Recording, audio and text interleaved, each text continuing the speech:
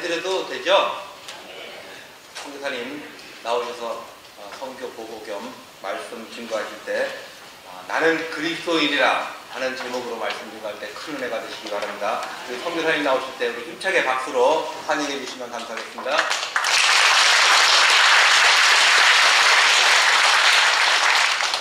할렐루야. 제가 오전에 다른 게 설교를 했는데 제가 얼마나 거기서는 긴장을 했는지 여기는 꼭 집에 온 것처럼 긴장을 별로 많지 않아가지고 좀 어설퍼도 인정 좀 이해해 주십시오. 제가 가끔씩 고국에 돌아오면 참 포근함을 느낍니다. 그럴 때마다 제가 중국에 첫 발을 내딘 지 20년이 됐고 파송을 받은 지 18년이 됐는데 여전히 인천공항에 내리면 이게 포근한 감이 느껴요. 그래서 생각하기를 나는 어쩔 수 없는 대한민국 사람이구나. 20년 가까이를 중국에 있었음에도 불구하고 영적 긴장감이 항상 선교 현장에서 있었던 것 같습니다. 그래서 아마 고국에 돌아오면 이렇게 안도의 한숨을 쉬어요. 이렇게 제가 깊은 말씀보다도 아마 우리 종합대교회 성도들은 우리가 기도하고 우리가 후원하고 있는 그 박종산 선교사가 박주환이라고 중국에 쓰고 있거든요. 과연 도대체 뭔 일을 하고 있는지 그게 더 궁금할 것 같아요. 하나님 말씀은 우리 신 목사님이랑 깊이 전해드릴 건데 그래서 제가 영상으로 잠깐 보여드리고요. 말씀 나누도록 하겠습니다.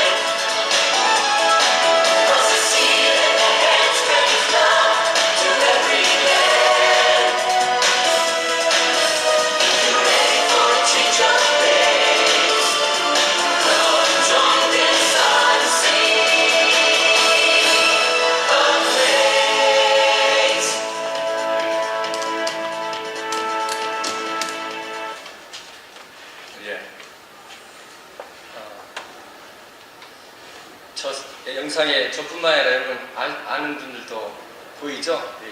그 하목사님하고 또 우리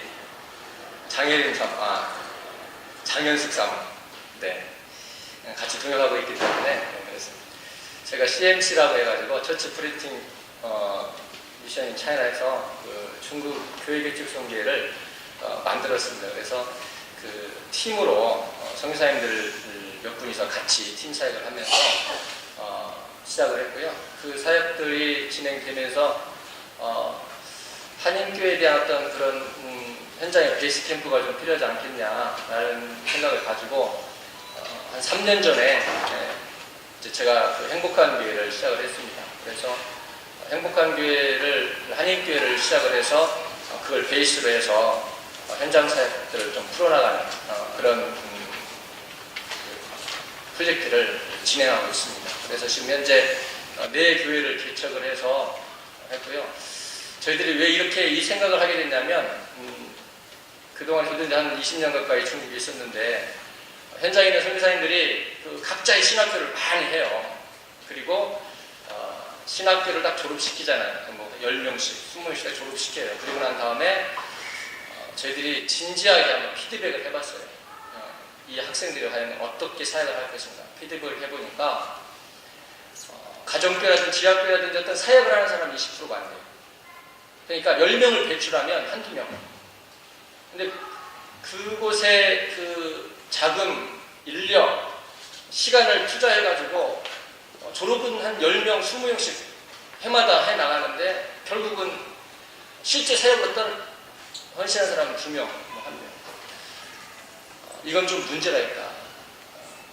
그래서 뭐 선교사들이 가서 졸업식 때 사진도 찍을 수 있고 뭐 여러 가지 할 수 있는데 그래서 우리가 이런 말을 했어요. 전시사역 하지 말자. 그리고 GMS 선교사님들끼리 한 7명이 모였습니다. 그래서 각자 하고 있는 신학교들을 다 통합시키자.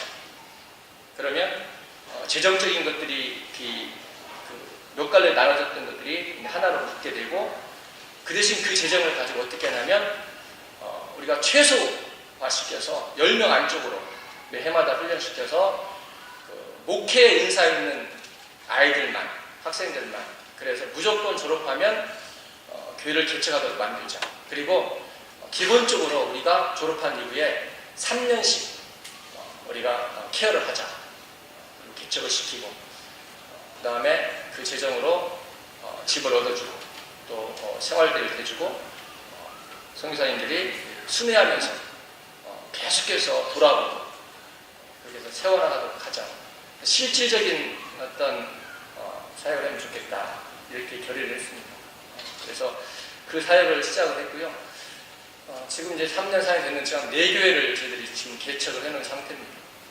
근데 뭐 시행착오도 있고 또 재정적인 어려움도 있고 이런 거 있었지만 그래도 하나하나 이렇게 세워나가고 있습니다.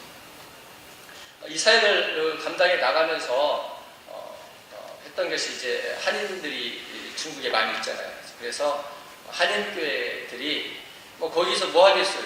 건물을 짓겠어요? 뭘 다니겠으니까 어쨌든 그 한인교회 사역을 잘해서 그것에 대한 어떤 그 자원을 가지고 한 교회를 개척해 나가는 좀 동력화를 해야 되겠다.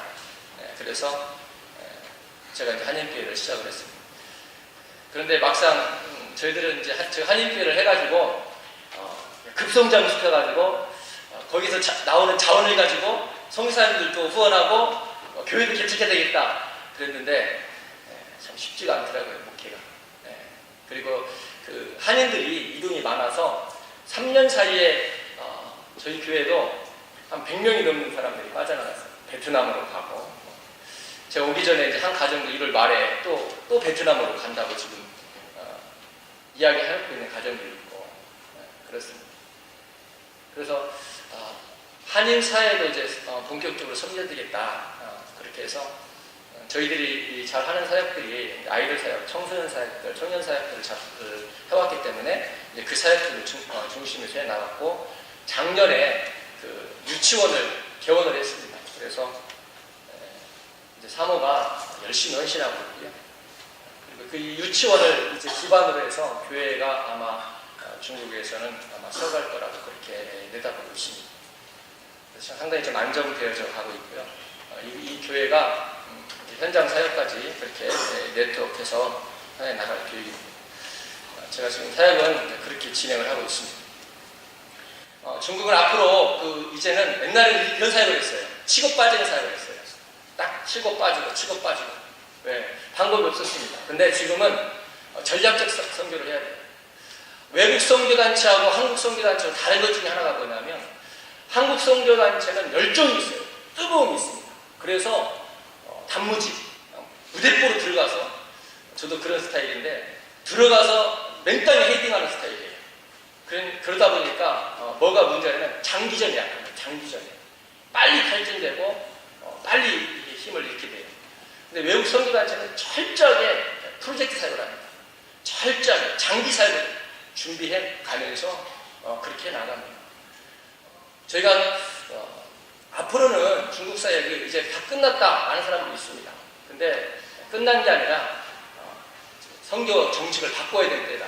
지금 이제 중국이 전략적 선교를 해야 될 때다. 그렇게 생각을 하고 있습니다. 오늘 성경 말씀 보니까 안디옥에 대한 이야기를 하고 있는데요. 이 안디옥 교회 그러면 오늘날까지도 많은 교회들이 롤모델로 삼는 교회예요. 안디옥 교회보다 더 큰 교회가 어디입니까? 예루살렘 교회잖아요. 그런데 왜 오늘날 많은 교회들이 안디옥 교회 하면 왜 롤모델로 삼을까요? 추측하건대 안디옥 교회는 커봤자 300명이 안 됐다고 생각을 해요. 예루살렘 교회는 3,000명이 회개한 교회 아닙니까? 예루살렘에 있는 물론 이렇게 대형 집회는 아니었겠지만 예루살렘 지역에 있는 교회들을 딱 모은 게 그 예루살렘 교회인데 왜 예루살렘 교회를 롤모델로 삼지 않고 그 중형교회인 안디옥 교회를 롤모델로 그렇게 교회들이 이야기를 할까요? 거기에는 비밀이 있겠죠. 안디옥 교회는 건강한 교회라고 이구동성으로 얘기합니다. 왜 건강한 교회? 안디옥 교회는 이렇게 세워진 거예요. 예루살렘의 핍박이 가해지자 성도들이 도망을 갔습니다. 흩어진 거예요. 그러고 안디옥까지 간 겁니다. 그러니까 우리가 평상시에 딱 만나면 안부를 묻잖아요. 어디서 왔습니까? 고향이 어디입니까? 똑같을 거예요. 그랬을 때 자기의 사연을 얘기하는 거예요. 내가 예루살렘에서 왔는데 유대인으로 예루살렘에서 왔는데 그곳에 예수를 믿다가 핍박을 받아서 여기까지 도망왔습니다. 그래요? 그 예수가 누굽니까? 그 예수는 하나님의 아들로 우리를 위해서 십자가에 못 박혀 돌아가신 분입니다. 그분을 믿으면 구원을 받습니다. 그래? 그러면 나도 믿으면 구원을 받습니까? 글쎄요. 오늘 성경 말씀 보니까 유대인들은 구원은 누구에게만, 유대인에게만 해당된다고 생각을 했어요. 그런데 이방인들이 이 복음을 듣고 믿겠다는 거예요. 그리고 예수를 믿겠다고 또 모이는 거예요. 예루살렘 총회는 이걸 확인하기 위해서 바나바를 파송합니다. 바나바가 가서 보니까 이방인인데 예수를 믿고 구원의 기쁨을 노래하고 있는 거예요. 그래서 바나바가 그 안디옥 교회를 목회를 하기 시작했습니다. 근데 이 바나바가 안디옥 교회를 목회하는 가운데 한계에 부닥쳤어요. 왜냐하면 유대인들을 대상으로 할 때는 그냥 우리가 기다리는 그 메시아가 예수다. 그러면 다 이해를 했어요. 왜? 메시아를 기다리고 있었거든요. 그 메시아가 왔다. 그분이 바로 예수 그리스도다. 그러면 끝났어요. 그런데 이 이방인들은 창세기부터 해야 돼요. 창세기부터. 신론, 창조론, 구원론 다 얘기해야 돼요. 그러니까 열정적인 이 바나바에게는 한계가 있었습니다. 바나바는 누굽니까? 사업가 아닙니까? 부동산 재벌. 밭을 갖다 하나에 갖다 딱 헌신할 정도로 부동산 재벌 아니에요. 열정 가지고 그 열정만 가지면 안 된단 말이에요. 그래서 이 바나바가 자신의 한계를 인식하고 돌아볼 때 누구냐면 사도 바울. 그 당시까지만 해도 사도들이 바울에게 손을 내밀지 않았어요. 그런데 그 안디옥 교회의 필요, 이 안디옥 교회는 사도 바울 같은 사람이 필요하다. 그래서 바나바가 다소에 가서 바울을 데리고 옵니다. 그리고 난 다음에 1년 동안 오늘 본문 말씀 보니까 제자훈련을 시켰어요. 그러니까 바울이 얼마나 지식이 해박합니까? 안디옥에 꼭 맞는 사역자였죠. 그래서 바나바와 열정적인 바나바 경영을 합니다. 1년 만에 이 그리스도인이라는 별명을 걸렸어요. 그리스도인이라는 말이 무슨 말이에요? 다르다. 세상 사람들이 말할 때 저 사람은 그리스도인이다. 그리스도께 속한 사람이다. 이렇게 얘기를 했어요. 우리와 다르다. 그리스도인이라는 그 정체성을 분명하게 인식하고 세상 사람들이 그렇게 말했다는 거예요. 도대체 1년 만에 이 안디옥 교회는 어떠한 정체성을 가지고 어떠한 가치관으로 회복되었길래 안 믿는 사람들이 우리하고 다르다라고 말했을까요? 그냥 세상 사람들처럼 잘 먹고 잘 사는 걸 위해서 모여서 기도하고 그랬다면 아마 이 세상 사람들이 너희들이 우리가 다르다 이렇게 말했을까요? 그렇지 않았다. 가치관이 바뀌었어요. 안디옥 교회 성도들의 가치관이 바뀌었어요. 삶의 목적이 바뀌었어요. 세상 많은 사람들은 자기중심적이었어요. 내가 부자 되고 또 그런데 안디옥 교회 성도들이 예수를 만나고 제자 훈련을 받고 하나님 말씀을 듣는 1년 뒤에 그들은 세상 사람들조차도 우리하고 너희들이 뭔가 다르다고 말할 정도로 정체성이 분명했고 가치관이 달랐습니다.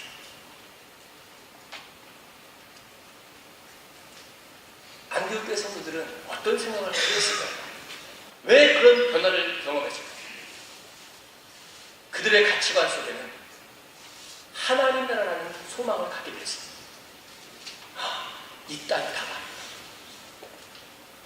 하나님의 말씀을 배우고 듣고 난 후에 우리는 죽으면 끝나는 줄 알고 이 땅에서 어떻게든 다른 사람보다 더 풍요로움을 누리면서 살면 되는구나 라고 생각하며 경쟁하며 살았어요. 그런데 예수 그리스도는 이 땅이 다 아니랍니다. 그리고 사랑이 아닙니다.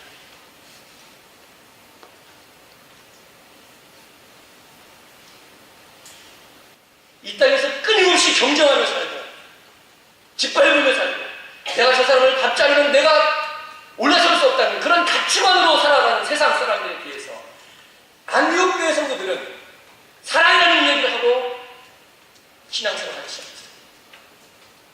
내가 죽고 예수가 살면 된다. 도대체 저 사람은 누군가? 너희들은 그리스도인이다. 이렇게 얘기합니다.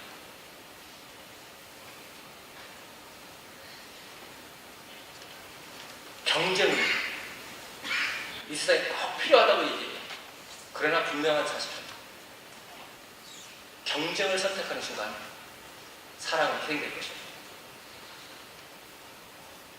경쟁을 선택하는 순간 사랑은 희생될 겁니다.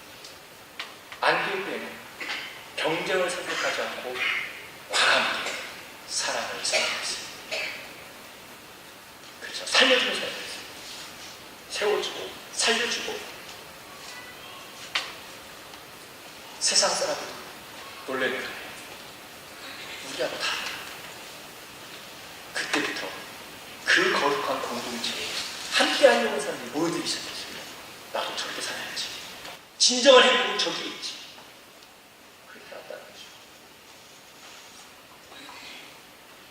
우리가 단순하게 이 땅에서 잘 먹고 잘 사는 것만을 목적으로 살아간다면 세상 사람들과 다를 게 하나도 없습니다. 그럼 누구 말대로 천국 빨리 가면 되죠. 안 믿는 사람들이 얘기하는 거 아닙니까? 천국이 우리의 목적이라면 빨리 가면 되죠. 왜 여기서 발부둥 치고 삽니까? 라고 말할 거 아닙니까? 천국은 예수님께서 호화스러운 금은보화로 장식한 집이 있다는데 여기서 왜 30평에서 100평 늘리려고 발부둥 치며 삽니까? 라고 질문한다면 우리는 할 말이 없습니다. 할 말이 없습니다. 천국 있다면서. 왜 그렇게 살아가냐고 말하면 뭐라고 말하겠습니까? 제가 보니까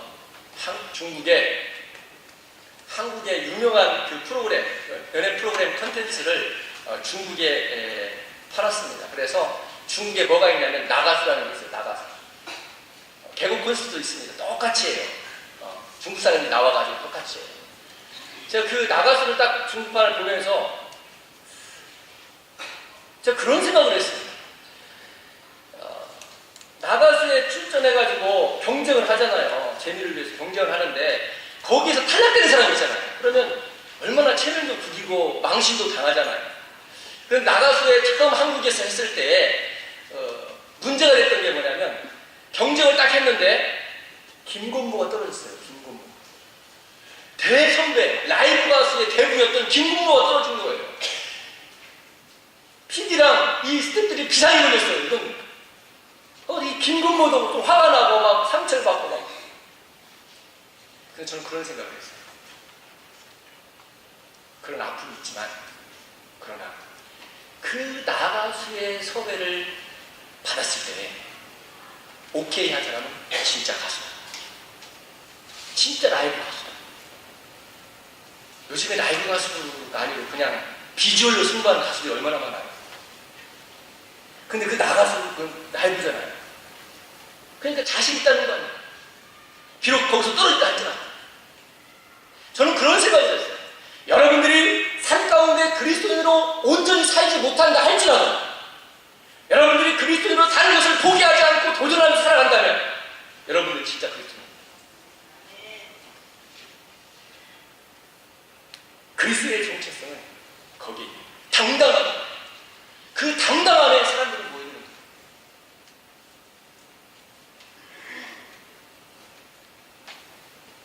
개그맨 친구하고 목사 친구가 있었는데 이 개그맨 친구는 맨날 뻥만 치고 거짓말만 하는데 사람들이 너무 좋아하고 인기가 높아요.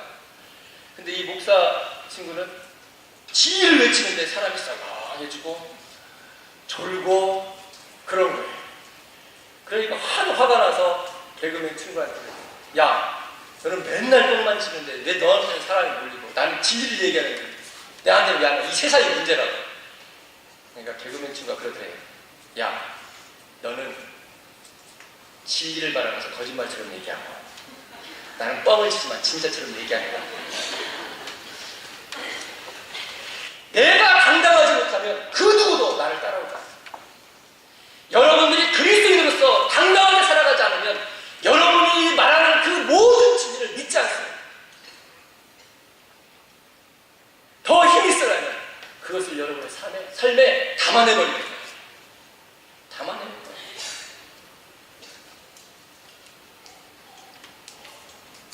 그러면 그 말 주의해요. 저희 선교단체 총무가 그래요. 자기가 국내에서 선교하라고 맨날 얘기해도 끔찍도 안 한다, 이 사람들이. 근데 박주환 목사님이 와서 한마디 하면 뭉성거린대요. 요동친대요. 왜 그런지 아십니까? 나는 선교연장이잖아요. 선교에 대해서 내 몸을 좀 담아내잖아요. 그 말이 힘이 있는 거예요. 그런데 선교연장 나오라고, 선교라고 하면 너나 이만 나오지. 우리가 그리스도인을 산다는 건 그런 거예요. 내가 온전하게 하느냐 아니냐 이 문제가 아니에요. 내가 그리스도인으로서 하나님 나라를 소망하며 확신을 가지고 살아가느냐 이 문제예요. 그러면 내가 비록 그리스도인으로 사는 것이 좀 서툴다 할지라도 많은 사람들은 그것에 관심을 갖게 될 겁니다.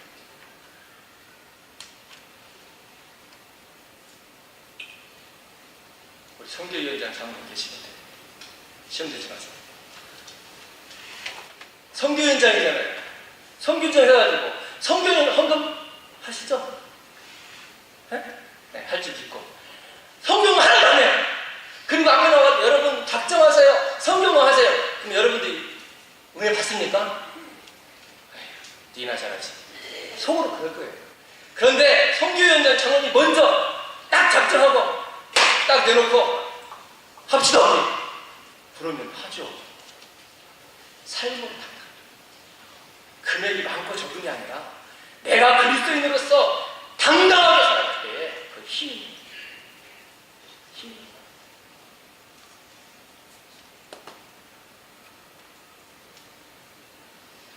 얼마 전에 여러분이 잘 알고 있는 지금 미국에 가 있는 장 목사가 저한테 메일이 왔더라고요. 장기성 목사가 메일이 왔어요. 그래서 저한테 메일 한 통이 왔어요. 내용이 뭐냐면 이런 내용이 있어요. 목사님, 제가 석사 과정을 다 마쳤는데 이제 박사 과정을 들어가야 되는 상황입니다. 그런데 제가 장학금을 받지 않으면 박사 과정을 마칠 수도 없는 상황입니다. 그래서 기도해 주시고, 그 장학금을 신청하려고 하다 보니까 학교에서 요구하는 것이 시니어, 자기와 함께 일했던 시니어급의 추천서를 제출하라고 합니다. 목사님이 추천서를 좀 부탁드려도 되겠습니까? 1월 7일 날 받았어요. 내가 너무 바빠가지고 저 못 보냈습니다. 그래가지고 제가 1월 12일 날 한국에 들어왔거든요. 들어와가지고 이제 좀 여유가 생겨서 이제 추천서를 쓰기 시작했어요.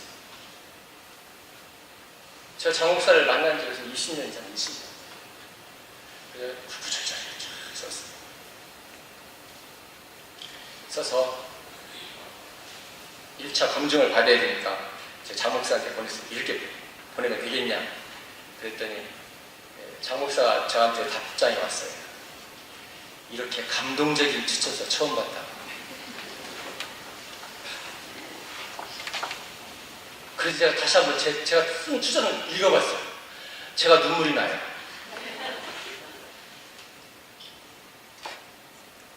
거짓된 내용이었겠습니까? 내가 그렇게 감동적으로 쓸 수 있는 이유가 있었지 않겠습니까? 그 내용 가운데 이런 내용이 있었어요. 제가 중국 선교 현장 가운데 사역을 하다가 젊은이들을 향한 사역들을 진행하게 되었습니다. 그런데 바나바처럼 저에게도 한계가 있었어요. 이 젊은 청년들을 함께 사역할 사람이 좀 필요합니다. 그런 가운데 제가 장 목사를 초대했어요. 근데 국민대 담임교회에서 휴학계를 내고 저한테 왔어요. 쉬운 것은 아니죠. 그러면서 추천서 맨 마지막에 이렇게 있었어요. 나는 선배 목사로서 후원자가 되어주지 못하는 것에 대해서, 물질적 후원자가 되어주지 못하는 것에 대해서 너무 가슴 아프게 생각합니다. 나는 그 학교가 이 젊은 신학도의 길을 열어줄 것이라고 확신합니다.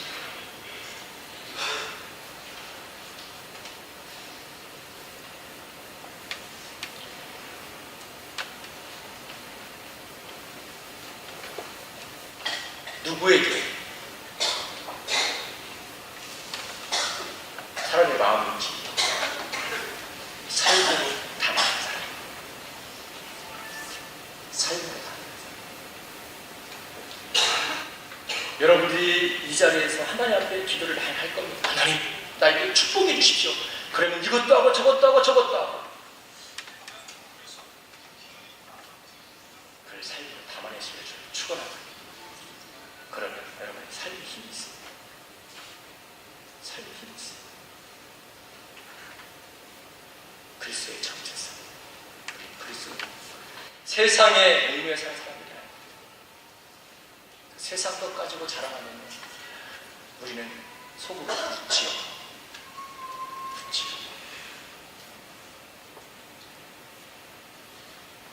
저희 동기 중에 지금 외문고에서 사역하고 있는 이영철 선교사가 있습니다.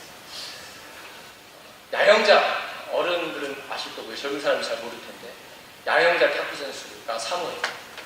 제 동기인데, 그 친구들이 그 외문고에서 목회를 한 적이 있습니다. 사역을 한 적이 있습니다. 성경 번역하고. 제가 그때 방문한 적이 있습니다. 목사 안수를 안 받고 있었어요. 왜 안 받냐? 웃으면서 하나님이 별로 원하는 것 같지 않아서 그러더라고요. 하나님만 바라보고 꿋꿋이 NGO 사역을 하고 있는데, 에릭이라는 선교사 집을, 영국 선교사 집을 갔습니다. 초청해 갔어요. 제가 볼 때 우리 이영철 선교사의 집은 내가 생각하는 전형적인 선교사 집이었어요.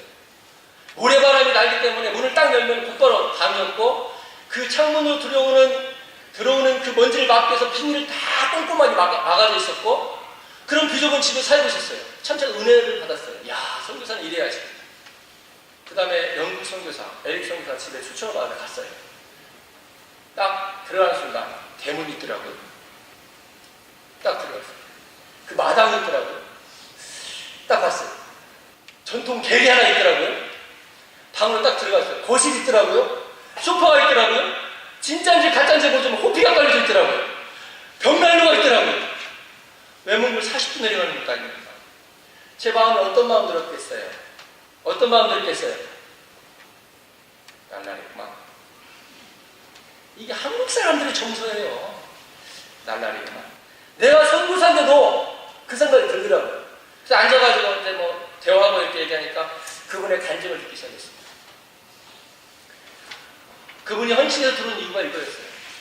애가 없었어요. 부부가 기도하는 가운데 우린 영적 아이를 낳자. 그래서 헌신하고 결심하고 그럼 우리 어디로 갈까? 그런데 TV에서 몽골이 나오더래요.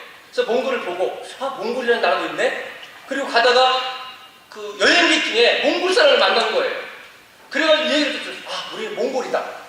그리고 이제 선교단체에 들어가서 훈련을 받고 있어요. 근데 외국 선교단체는 건강진단을 철저합니다. 건강진단을 훈련 다 받고 건강진단을 받았는데 허리 디스크는 이 추위에 아주 취약합니다. 그런데 선교단체에서 캔슬 당했어요. 안 된다. 몽골은 안 된다. 네 건강 때문에 안 된다. 근데 이분들이 기도하는 기도할수록 이 몽골에 대한 생각들을 많이 주신 거예요. 그래서 고집을 했어요. 그래서 몽골 온 거예요. 1년 동안 죽을다가 살아갔대요. 너무나 고통스러웠어요. 40도 내려가는 그 온도에서 견디려니까 얼마나 힘들어요. 그래서 벽난로를 만들었어요. 버티기 위해서. 그분들은 우리하고 달라서 바닥에 가보자 들고 앉지를 못해요. 소파가 있어야 되죠. 그 1년 동안 개보 생활한 다음에 이제 본국으로 갈 일에서 갔는데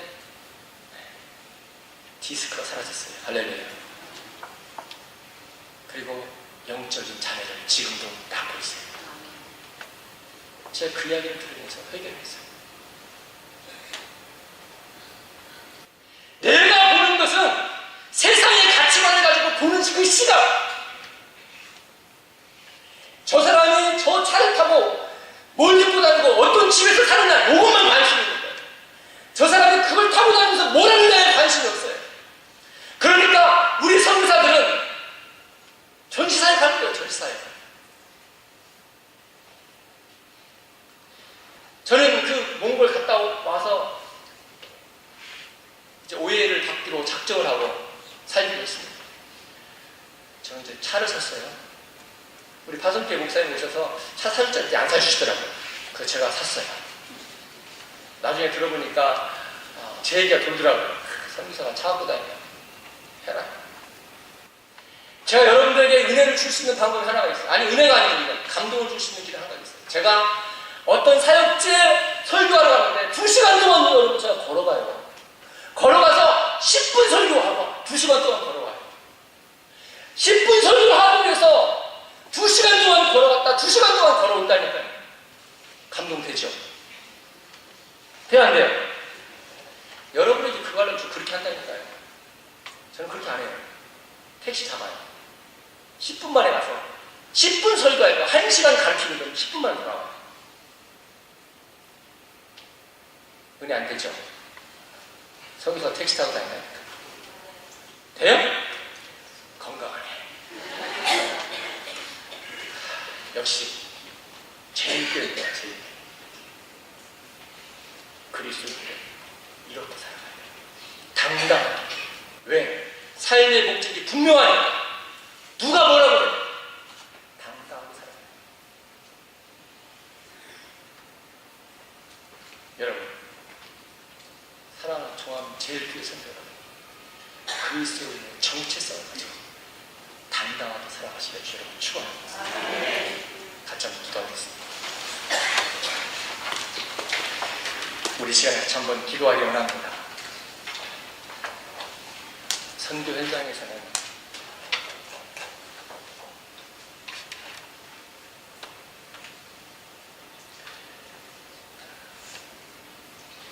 자녀의 교육비 때문에 고민하는 사람도 있고요. 제 주위에도 보면 카드로 돌려막는 분도 있어요. 젊은 사람들은 좀 낫습니다.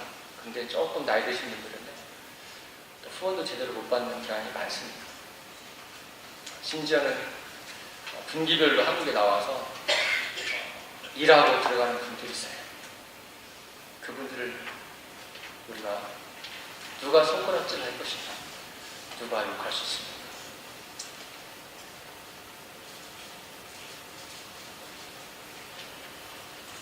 사랑하는 종합제일교회 성도 여러분, 여러분의 삶 가운데 3분의 1만 줄이십시오. 여러분이 누리고 있는 것 3분의 1만 줄이십시오. 그리고 한 영혼을 위해서 헌신하십시오. 그러면 그분들이 생명을 위해서 저들의 인생을 던질 겁니다.